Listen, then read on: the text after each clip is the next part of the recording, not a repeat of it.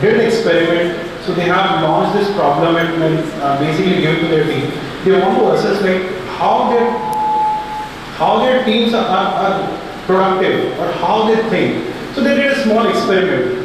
So there is a problem where they have given there is a set of candle and some matchsticks and some nails. So they have given this to their team and asked them to basically light these candles in a way that the wax drops don't spoil the table. Now they have basically divided their team into 3 sections. One, they have given no instructions at all. The other, they have asked that they need to complete this problem in 10 minutes. For the last team, they have also incentivized it. Means if they are going to solve the problem, they are going to receive their bonus on 100% scale. Now, what we believe, like out of these 3 teams, who would have performed better? And what would be the probable solution for that? Anyone wants to take it there?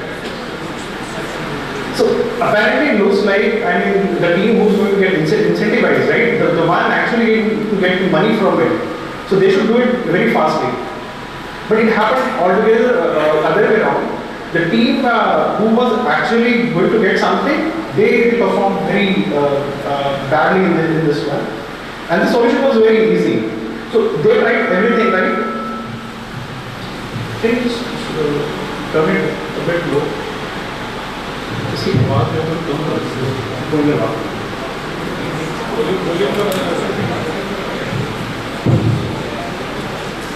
so the solution was very, they have tried so many things.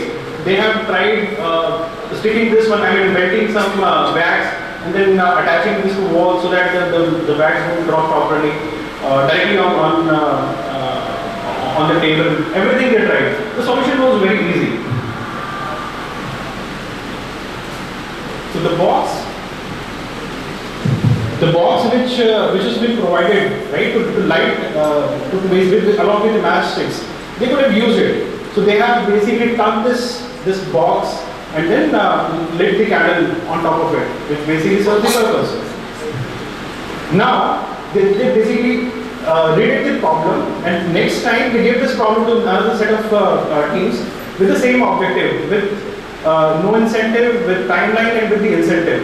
Now this time, surprisingly, just contrary to the first instance, the team who was supposed to get the incentive, they did it very fast. Now there is a basic concept hidden in it.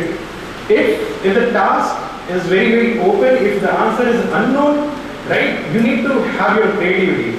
If you are going to bound your creativity by any means, so obviously it will not you will not be able to think very openly, and the results will not be there. Similarly, if a task is already being done, right, if it is a mundane task or a repeated task, obviously, right, if you have a motivation there, then you can do it. We being the engineers, we have to deal with both the level of tasks, right? Some, at least at the beginning of the career, when you are learning, you have to learn with the open mind, right? So that you know where to go and how to do it. You explore the world. You could be the new Elon Musk, right? But as far as you are restricting yourself in some or the other way, then obviously this is not going to happen.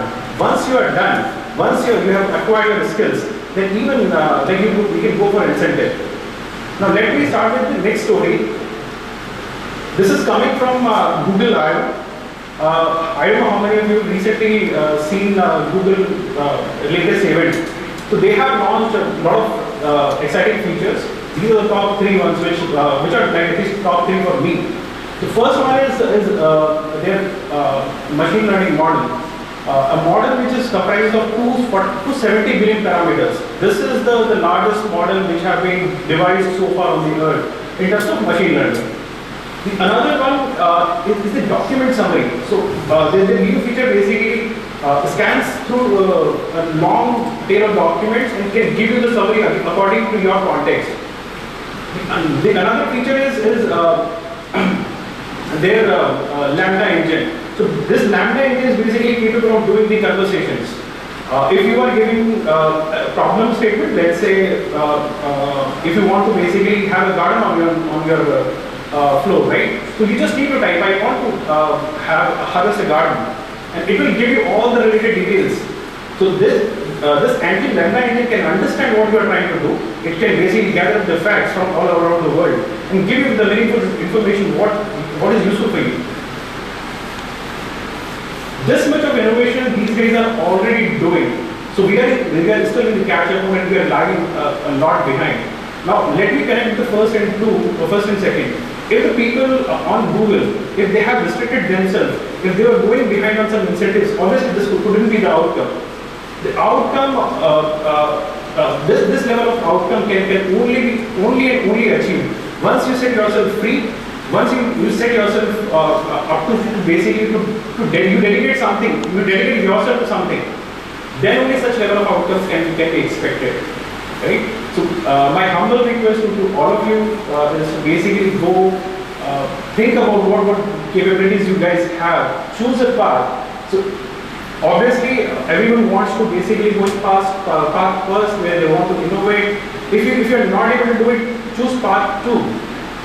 Okay, but decide and act. The worst thing in this model is which can basically fail everything is not to act anything, right? If you are not acting, obviously none of these things can happen. So this way or that way, if you are not going to achieve new things, go after for the things which somebody already achieved, you just follow. But at least do something. So with my humble request, I will close this session here only. Thank you very much.